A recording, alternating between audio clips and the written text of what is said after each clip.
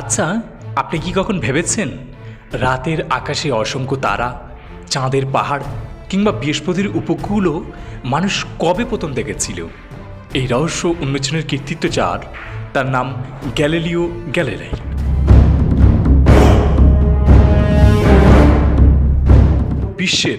মহাবিশ্বের ধারণাকেই সম্পূর্ণরূপে পাল্টে দিয়েছিল, যেটি হাজার হাজার বছর ধরে মানুষের অন্তরে পোষণ করে রেখেছিল।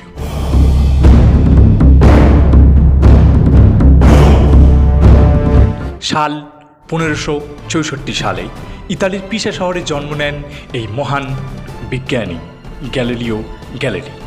শৈশব থেকেই তিনি ছিলেন কৌতূহলী। আকাশের তারা, প্রকৃতির রহস্য আর গণিত তাকে টানত অদ্ভুতভাবে। বিজ্ঞানের প্রতি তার ছিল অপ্রাকৃতিক ভালোবাসা আর লালসা আর কৌতূহলী মন। তিনি পিসা বিশ্ববিদ্যালয়ের চিকিৎসাশাস্ত্র পড়তে গিয়েছিলেন, কিন্তু মন সেখানে রাজি ছিল না। তার মাথায় ঘুরপাক খেতে থাকলো রাত দিন ধরে একটাই জিনিস, সেটা হলো বিজ্ঞান আর কৌতূহল।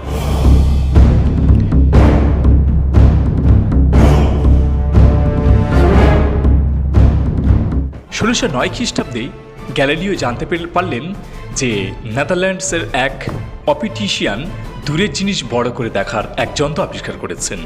গ্যালিলিও থামলেন না, তিনি নিজ হাতে উন্নত করে বানালেন আরও শক্তিশালী এক যন্ত্র, যার নাম হলো টেলিস্কোপ।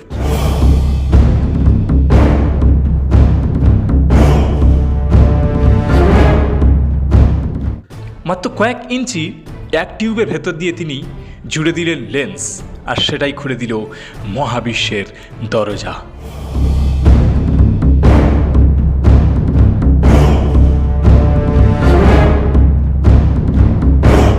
না, শুধু মহাবিশ্বের দরজা নয়, মানুষের অভ্যন্তরীণ সুপ্ত এবং গুপ্ত নয়ন।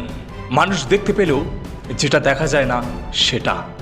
মানুষ দেখতে পেল ছোট জিনিসকে অনেক বড় জিনিস। গ্যালিলি যখন প্রথম আকাশের দিকে তাকালেন, যা দেখলেন তা পুরো মানব সভ্যতাকে নাড়িয়ে দিল।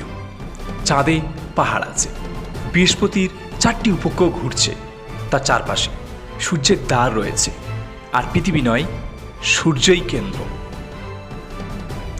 গ্যালিলিও যখন টেলিস্কোপ আবিষ্কার করেছিলেন, তার পূর্বে মানুষের ধারণা এমনটা ছিল যে পৃথিবীকে কেন্দ্র করে সমস্ত কিছু ঘুরছে। কিন্তু গ্যালিলিও প্রথম ব্যক্তি যিনি 1609 খ্রিস্টাব্দে আবিষ্কার করেছিলেন যে সূর্যকে কেন্দ্র করে সমস্ত জিনিস ঘুরছে, আসলে পৃথিবীকে কেন্দ্র করে নয়। এই মহা ধারণা অ্যারিস্টটল পোষণ করতেন। তিনি মনে করতেন পৃথিবীকে কেন্দ্র করে সব কিছু ঘুরছে, এবং তিনি তার বইতে উল্লেখও করেছেন তা। কিন্তু আমরা জানি যে ইতিহাসের পাতা আমাদেরকে বলে, যখন কোনো ব্যক্তির উদ্ভব হয় সমাজে, যখন কোনো ব্যক্তি বিপ্লব করেন সমাজে, তখন তার বিরোধিতা চরম আকাশচুম্বী হয়ে যায়। এমনটি গ্যালিলিওর ক্ষেত্রেও ব্যতিক্রমী নয়। এই মহান বিজ্ঞানী এই আবিষ্কারের ফলে ধর্মীয় বিশ্বাসের সাথে তার কথা একেবারে মেলে, অর্থাৎ চার্চের পক্ষ থেকে তাকে বিরোধিতা এলো। পৃথিবী মহাবিশ্বের কেন্দ্র, গ্যালিলিও বললেন না, সূর্যই কেন্দ্র। এ কথায় কাঁপতে লাগলো ইউরোপের ধর্মীয় ভিত্তি। তাকে বলা হলো ধর্মদ্রোহী, মানে ধর্মের বিরুদ্ধে। একে হত্যা করা হোক, একে বন্দি করা হোক। 1633 সালে তাকে ডেকে পাঠানো হলো ইনকুইজিশন কোর্টে। সেখানে বলা হলো, তুমি যদি না মানো যে পৃথিবী স্থির, তোমাকে পুড়িয়ে মারা হবে। শেষমেশ জীবন বাঁচাতে গ্যালিলিও বললেন, আমি মেনে নিচ্ছি পৃথিবী স্থির। কিন্তু কোর্ট থেকে বেরিয়ে ধীরে ধীরে তিনি বিড়বিড় করে বললেন, এই মহান বিজ্ঞানীকেই সত্য বলার জন্য শেষ জীবনে বন্দি করে রাখা হয়েছিল তার নিজের বাড়িতে। চোখের দৃষ্টি হারিয়েছিলেন এই মহান বিজ্ঞানী। ভাবুন তো একবার, যিনি পৃথিবীর প্রত্যেকটি মানুষের অন্ধ চোখকে এক নজর দিয়েছিলেন, দেখার জন্য এক আলো দিয়েছিলেন, আর তার চোখের দৃষ্টি হারিয়ে দেওয়া হয়েছিল, কেড়ে নেওয়া হয়েছিল। কিন্তু তিনি মন থেকে হারাননি। তিনি বলেছিলেন, আমি মহাবিশ্বকে একবার দেখেছি, সেটাই আমার সবচেয়ে বড় প্রাপ্তি। 1642 সালে 77 বছর বয়সে গ্যালিলিও চির বিদায় নেন, রেখে যান সেই যন্ত্র যার চোখ দিয়ে মানুষ প্রথম মহাকাশের দিকে তাকিয়েছিল। শুধু মানুষ মহাকাশের দিকে তাকায়নি, অচেনা জিনিসকে মানুষ চিনতে পারল, অজানা জিনিসকে মানুষ জানতে পারলো, অদেখা বস্তুকে মানুষ দেখতে পারলো, এবং সেটা খুব স্পষ্ট এবং তুলনামূলকভাবে বড় করে। গ্যালিলিও গ্যালিলিয়ে আজ নেই, কিন্তু তার আবিষ্কৃত টেলিস্কোপ আজও আকাশের রহস্য উন্মোচন করে চলেছে।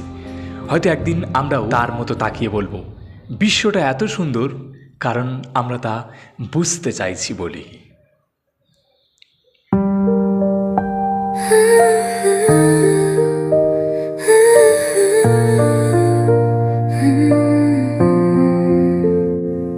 These frames hold whispers, tales untold.